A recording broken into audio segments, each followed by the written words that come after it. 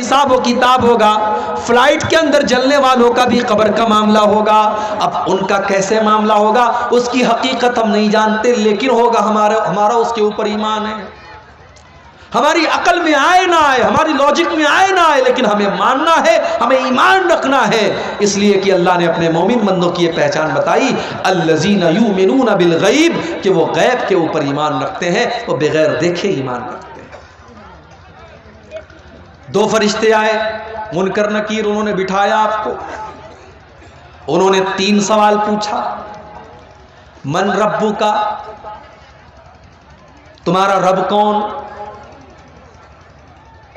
ما دینوں کا، تمہارا دین کیا؟ من نبیوں کا، تمہارے نبی کون؟ تمہارا رب کون، تمہارے نبی کون، تمہارا دین کیا؟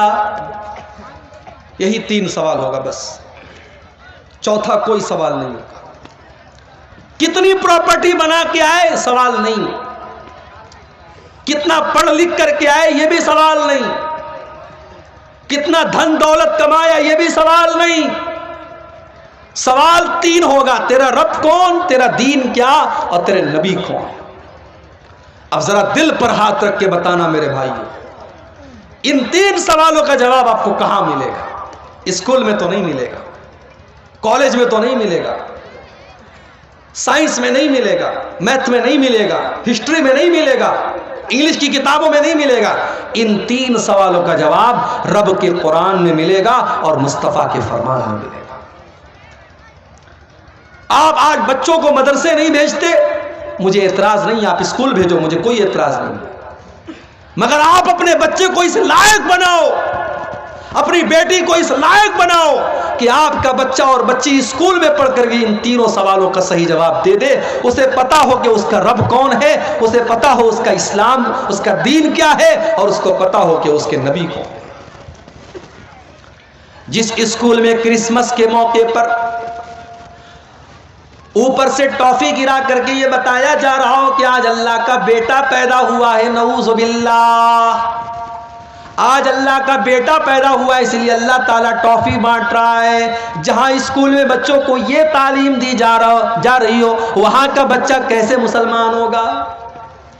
جہاں لڑکیوں کو یہ سکھایا جا رہا ہو کہ تمہارے بدن کا کوئی پردہ نہیں ہے، تم جیسے چاہے ویسے کپڑے پہن کر کے نکل سکتی ہو، وہاں پڑھنے والی لڑکی کہاں سے پردہ کرے گی اور اس کی آنکھوں میں کہاں سے شرم و حیا آئے گی؟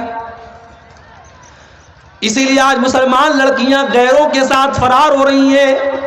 نام تھا سلمہ بانو، نام تھا عائشہ بانو، اس نے نام رکھ لیا سنگیتا دیوی، سیتا دیوی، اس نے مذہب بھی تبدیل کر لیا، اس نے مرتد بھی ہو گئی۔ وہ کتنی مثالیں موجود ہیں۔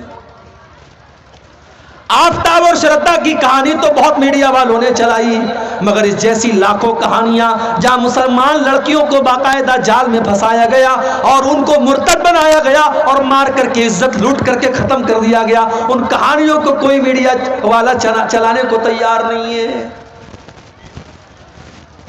اور آج تو میڈیا والوں کو بھی خریدا جا رہا ہے۔ اس ملک میں ایک چینل تھا، نیوز چینل، جو تھوڑی بہت سچائی دکھاتا تھا، اس کو بھی بہت بڑے لوگوں نے خرید لیا۔ یہ الگ بات ہے کہ ایک ایسا بھی جرنلسٹ تھا، ایک ایسا بھی پترکار تھا، صحافی تھا، وہ نہیں بکا، اس نے کہا میں این ڈی ٹی وی سے استعفیٰ دے دوں گا، مگر میں جھوٹ کا ساتھ نہیں دے سکتا۔ اللہ ایسے پترکاروں اور ایسے جرنلسٹ کی حفاظت کرے اور انہیں اور سچ بولنے کی توفیق عطا فرمائے۔ میرے بھائیوں، آپ سوچئے کہ آج ہماری بیٹیوں کے پاس دین کی تعلیم نہیں ہے، انہیں ایمان کی اہمیت نہیں پتا، اور قبر میں یہی 3 سوال پوچھا جائے گا، تیرا رب کون ہے، تیرے نبی کون ہے، تیرا دین کیا ہے۔ اچھا، اگر ہم دنیا میں رٹ لیں میرا رب اللہ ہے، میرا دین اسلام ہے، میرے نبی محمد ہے، رٹنے سے کام نہیں چلے گا، رٹنا نہیں ہے۔ اگر آپ چاہتے ہیں کہ قبر میں آپ کے منہ سے صحیح جواب نکلے تو آپ کو اللہ والی زندگی گزارنی پڑے گی۔ اگر آپ چاہتے ہیں کہ قبر میں آپ کے منہ سے نکلے میرا دین اسلام ہے تو آپ کو اسلام پر چلنا پڑے گا، آپ کی زندگی اسلام والی ہوگی، تب قبر میں صحیح جواب نکلے گا۔ اگر آپ چاہتے ہیں کہ قبر میں جب فرشتہ پوچھے تیرے نبی کون ہے اور آپ کے منہ سے یہ نکلے میرے نبی محمد صلی اللہ علیہ وسلم ہے، تو آپ کو اللہ کے نبی کے طریقے پر زندگی گزارنی پڑے گی۔ جو بندہ مومن ہوگا، جس نے ایمان والی زندگی گزاری ہوگی وہ ان تینوں سوالوں کا صحیح جواب دے گا. وہ کہے گا میرا رب اللہ ہے, میرا دین اسلام ہے, میرے نبی محمد ہے. فرشتہ پوچھے گا وما یدریکا, تجھے ان تینوں سوالوں کا جواب کیسے پتا چلا؟ بندہ کہے گا قرأت کتاب اللہ, میں نے قرآن کو پڑھا تھا, میں نے حدیثوں کو پڑھا تھا, میں نے اللہ اور اس کے رسول کی باتوں کو پڑھا تھا. آج کون پڑھتا ہے؟ کون پڑھتا ہے قرآن کو آج؟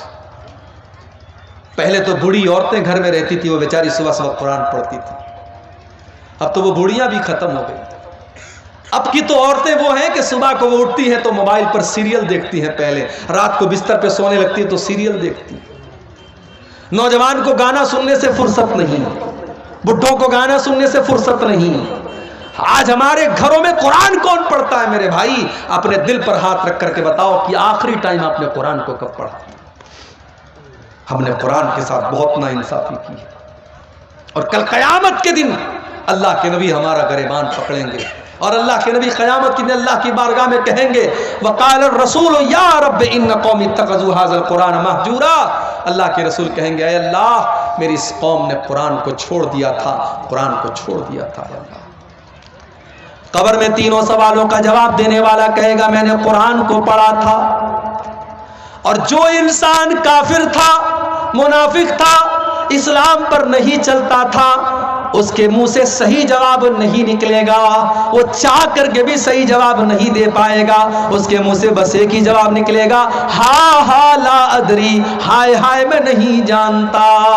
فرشتہ کہے گا تو نہیں جانتا اس لیے کہ ما دریت وما تلیتا, نہ تو نے علم حاصل کیا, نہ تو نے قرآن پڑھا, نہ تو نے حدیث پڑھی, نہ تو نے علماء سے علم حاصل کیا, نہ تو مدرسے گیا, نہ تو نے علماء سے سیکھا, نہ تو نے علم حاصل کیا, نہ تو نے خود پڑھنے کی کوشش کی.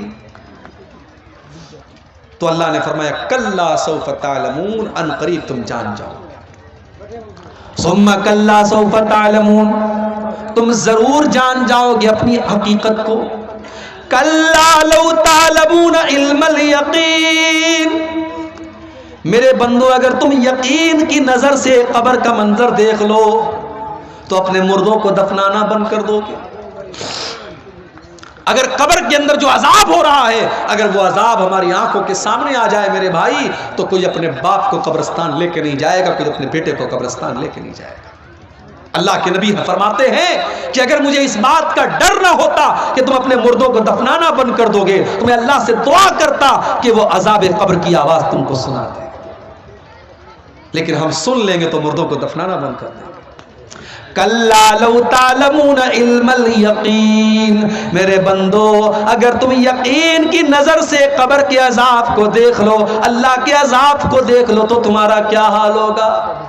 لَتَرَوُنَّ الْجَحِيمَ, تم ضرور جہنم کو دیکھو گے. جہنم, ہائے ہائے. اب یہ پورا ایک ٹاپک ہے کہ جہنم کیسی ہے اور کیا ہے.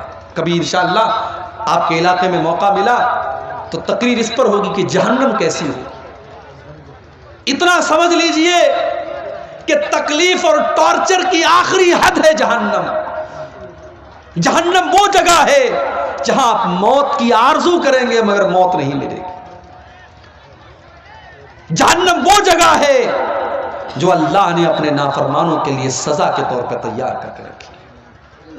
کلما نضجت جلودہم بدلناہم جلودا غیرہا لیذوقوا العذاب. جب جہنمیوں کے چمڑے جہنم کی آگ میں جلنے لگیں گے تو ہم ان کے اوپر نیا چمڑا چڑھا دیں گے تاکہ بار بار جلنے کی تکلیف ان کو محسوس ہو. جہنمیوں کو آگ کا بستر دیا جائے گا, ان کو ایسا پھل دیا جائے گا جس کو کھانے کے بعد ان کا پیٹ انگارہ بن جائے گا, اس کو کڑوا کسیلا جہنمیوں کا پیپر مواد پلایا جائے گا. لَتَرَوُنَّ الْجَحِيمَ, میرے بندو تم جہنم کو ضرور دیکھو. میرے بھائیوں, آج اگر دنیا میں کوئی جل جائے اس کی لاش کو دیکھ کر کے ہم برداشت نہیں کر سکتے. سوچو میرے بھائیوں, ہمارے بیٹے اور بیٹیاں جہنم کی آگ میں جلے, ہم یہ کیسے گوارا کر سکتے ہیں؟ ہماری بیوی ہمارا پریوار جہنم کی آگ میں جلے، ہم یہ کیسے گوارا کر سکتے ہیں؟ لَتَرَوُنَّ الْجَحِيمَ، میرے بندو تم ضرور جہنم کو دیکھو گے، ثُمَّ